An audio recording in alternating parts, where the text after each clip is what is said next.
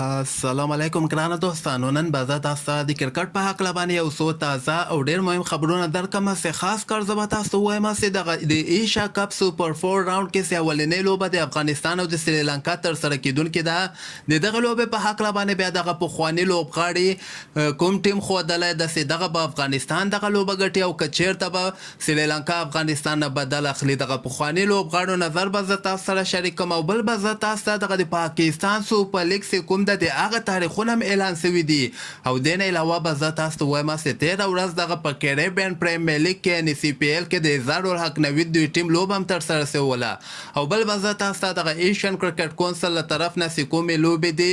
د دغه سوپر 4 لوبو تاریخونه مکمل کنفرم شوي دي. نو ویډیو تر اخره پورې وګورئ، په هر څه به تاسو پوهیږئ. نو راځم اول زه تاسو ته وایم چې د افغانستان او د سریلانکا چې کومه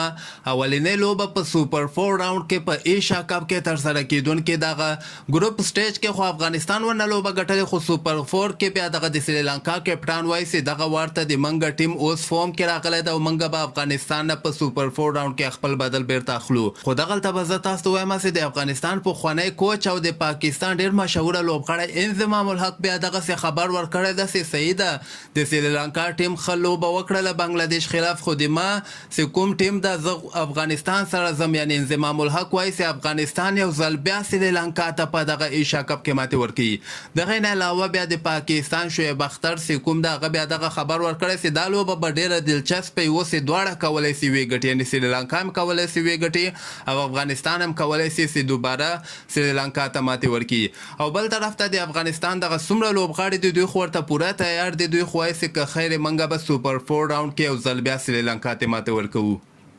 او دې نه علاوه به زه تاسو ته دغه پاکستان سوپر لیګ نه یو خبر درکړم چې د پاکستان سوپر لیګ تاریخونه نن اعلان شوي دي چې دغه به که خیر په کال 2023 کې فبروري میاشته کې به شروع کیږي. یعنې پاکستان سوپر لیګ کې د افغانستان ډېر زیات لوبغاړي اخیستل کیږي، محمد نبی، رشید خان او دې نه علاوه رحمان الله ګوربز، قیس احمد غوندې لوبغاړي، دا ټول لوبغاړي هلته لوبیږي. دلچسپه ټورنمنټ نه هم فبروري نه به شروع کیږي، 19 مارچ پورې به که خیر دوام کوي. یعنې تقریبا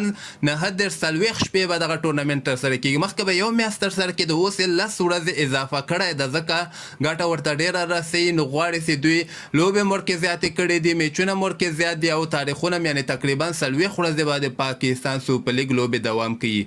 او د دې علاوه به زه تاسو ته وایم چې دغه د سوپر 4 راوند لوبې چې کومې بقایا پاتې دي دغه د ایشین کرکټ کونسل له طرف نه نن اعلان شوي دي چې 3 سپټمبر باندې د افغانستان او د سریلانکا لوبه ده، 4 سپټمبر باندې د هندوستان او د پاکستان لوبه ده، 6 سپټمبر باندې بیا د سریلانکا او د هندوستان لوبه ده،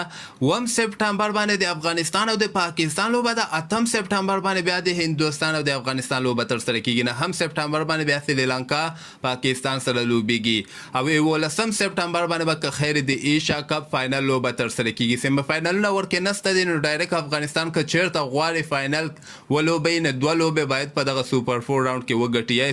یوه لوبه سریلانکا نه وګټي او بله لوبه پاکستان او هندوستان کې یو ټیم ته افغانستان ماتې ورکړي. او دې نه علاوه به زه تاسو ته وایم چې دغه کیریبین پریمیر لیګ چې کوم د سی پی ایل د ویسټ انډیز لیګ دغه لوبې هم که خیر شروع شوي دي. 13 شپه ورکې د اظهار الحق نوید دوی ټیم لوبه هم ترسره کړې وله. په دغه کیریبین پریمیر لیګ کې د افغانستان مجیب زادن او اظهار الحق نوید دغه 2 لوبغاړي صرف اخیستل شوي، نو لوبغاړي نه دي اخیستل شوي ځکه تاسو دوی هم پوهېدل چې لوبغاړي مصروفه دي، ایشیا کپ کې مصروفه دي. د همدغه په وجه باندې دغه ایشیا کپ چې څنګه ختم سي مجیب هم کیریبین پریمیر لیګ ته لاړ سي، خو دغه 13 شپه چې کومه لوبه ترسره سوي ولا د اظهار الحق نوید دوی ټیم 150 رنز ټارګټ بارباډوس ته ورکړ او بارباډوس بیا دغه لوبه ډېر په اسانۍ سره ګټلې ده، خو دغه لوبه کې اظهار الحق نوید ته چانس نه و ورکړی. نو همدغسې تازه خبرو لپاره تاسو دغه چینل هم در سره سبسکرایب کولی شئ.